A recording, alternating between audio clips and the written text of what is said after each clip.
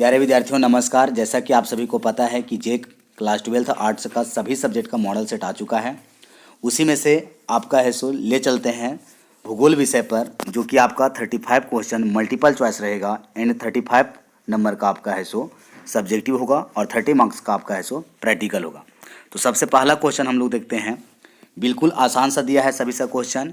इसमें से सबसे पहला क्वेश्चन दिया है कि मानव भूगोल क्रियाशील मानव और अस्थायी पृथ्वी के परिवर्तनशील संबंधों का अध्ययन है।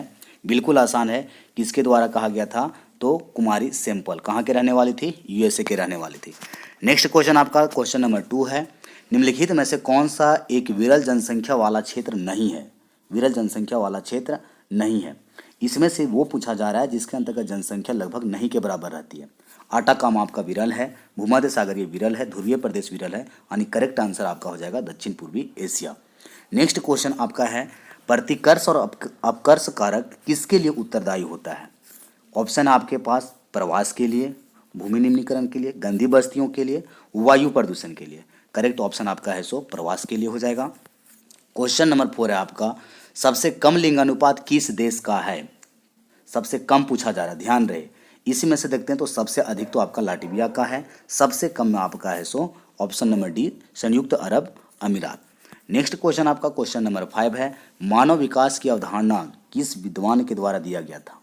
इसमें से देखते हैं तो करेक्ट ऑप्शन आपका है सो डॉक्टर महबूब उल हक, जो कि पाकिस्तान के थे। भारत से पूछेगा तो याद रखिएगा professor Amartya Sen. Next question आपका है, निम्न में से कौन सा रोपण कृषि नहीं है? करेक्ट ऑप्शन हो जाएगा आपका ऑप्शन नंबर सी गेहूं। क्वेश्चन नंबर 7 है आपका, निम्न में से किस में उच्चतम साक्षरता दर है? देखिए यहाँ पे केंद्र शासित प्रदेशों का नाम दे दिया गया है। राज्य पूछेगा तो याद रखिएगा केरल। ऑप्शन के अकॉर्डिंग आपका है सो ऑप्शन नंबर ये हो जाएगा आपका लक्षद्वीप। नेक्स्ट क्वेश्चन है क्वेश्चन नंबर 8, सन 2011 के अनुसार भारत की जनसंख्या कितनी थी? ऑप्शन नंबर आपका बी सही हो जाएगा 121 करोड़। नेक्स्ट क्वेश्चन आपका है, नई औद्योगिक नीति कब घोषणा की गई थी? आपका करेक्ट ऑप्शन हो जाएगा ऑप्शन नंबर बी 1991 1991 यानी कि। क्वेश्चन नंबर 10 है, निम्नलिखित में से कौन सा नदी तट पर अवस्थित नहीं है? तो ऑप्शन नंबर सी आपका सही हो जाएगा भोपाल। बिल्कुल एनसीईआरटी का सवाल है।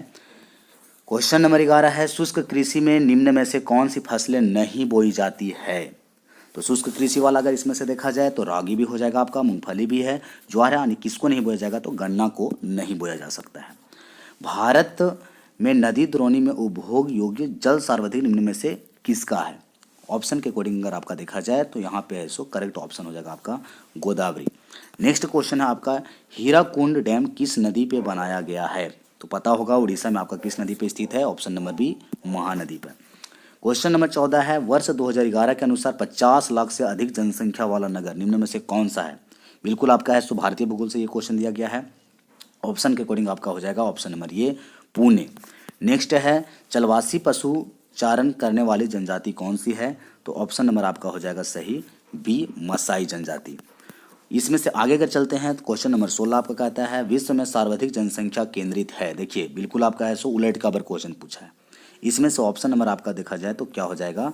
ऑप्शन नंबर बी मैदानी प्रदेश में। पिछला 10-12 साल में भी कम से कम ये 4 से 5 बार रिपीट हुआ है।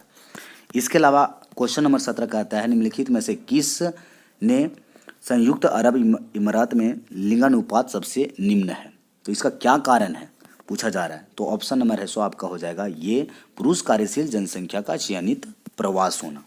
क्वेश्चन नंबर 18 आपका कहता है, निम्नलिखित में से कौन सा देश उच्च मानव विकास वाला है? ऑप्शन के अकॉर्डिंग पता होगा कि आपका नॉर्वे टॉप पर है, लेकिन याद रहे कि 2021 रिपोर्ट के अनुसार है सो आपका स्विट्जरलैंड फर्स्ट पे आया है।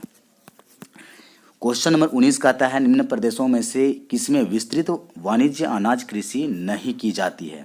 समझे, विस्तृत वाणिज्य अनाज कृषि नहीं की जाती है तो पता होना चाहिए कि अमेजन क्षेत्र ये जंगली एरिया तो इसमें से नहीं होगा आपका। उसके अलावा है क्वेश्चन नंबर 20 कहता है, भारत में प्रति वर्ग किलोमीटर जनसंख्या घनत्व 2011 के अनुसार कितना है? पता होना चाहिए option number D 382 382। Question number 21 कहता है, निम्न में से कौन सा कारक प्रवास का आकर्षक या अनुकूल कारक यानी कि पुल फैक्टर के बारे में पूछा जा रहा है? ऑप्शन के अकॉर्डिंग पता होना चाहिए कि ऑप्शन नंबर आपका सी सही है रोजगार का अवसर। क्वेश्चन नंबर 22 कहता है, मानव विकास सूचकांक 2016 के संदर्भ में विश्व के देशों में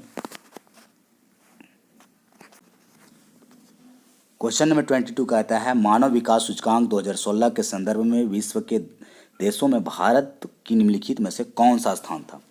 करेक्ट ऑप्शन हो जाएगा आपका ऑप्शन नंबर सी 131 131। नेक्स्ट आपका है नदियों के डेल्टाओं के सहारे अधिवास को क्या कहते हैं, तो पता होना चाहिए। ऑप्शन नंबर आपका सी हो जाएगा पंखानुमा प्रतिरूप।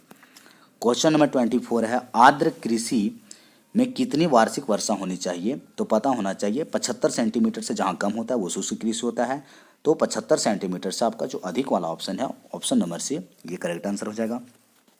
क्वेश्चन नंबर 25 कहता है निम्नलिखित नदियों में से किस नदी में सर्वाधिक पुनः पूर्ति योग्य भौम जल संसाधन है आपका।